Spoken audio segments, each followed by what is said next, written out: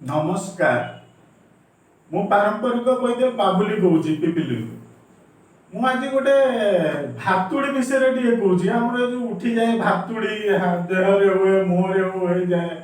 कांद खुआ बहुत जगह बॉडी हो जाए छोटिया छोटिया दाना भाई भातुड़ी आम जो ओडिया कहूँ सेटा आमर कि ना बहुत लोग हईराण होती बहुत मेडिसिन भी खाती किंतु किसी ना गोटे भल सिंपल तरीका देसी तरीका कहूँ मो सब देसी जिनिस मोर बहुत आमर आग्रह मोर पारंपरिक सब देसी जोटा आप पाखे पाइपर से भातुड़ीटा आप मु गोटे छोट देखा आम गोटे ये पपीता जो कहते अमृत भंडा आम पपीता कहती यार जो गोटे या देखते गोटे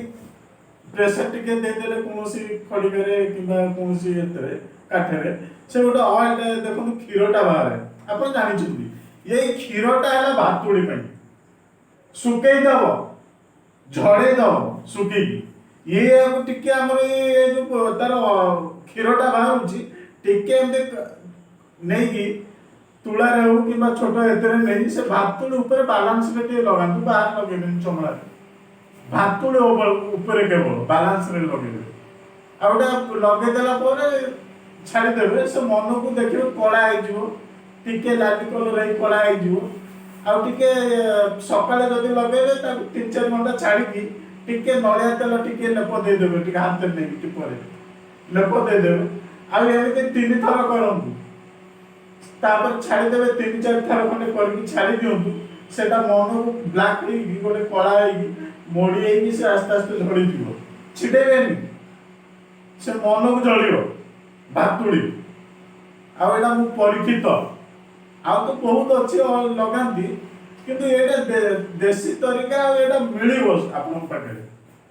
आउ या पर कहूँ सब बहुत देसी तरीका कहीदे सब आउ या पर किसी देखा देसी जिन अन्य रोग उपर आदि भल लगे टे सब्सक्राइब कर दिंतु मुझे पर सब भल भल जिन देखदेवी जोटा पाइबे हाथ पाखे घरे थब बगीचा थब बाइरे थब केते औषध मुझे देखे दूसरी जदि भल लगे टे सब्सक्राइब करूँ।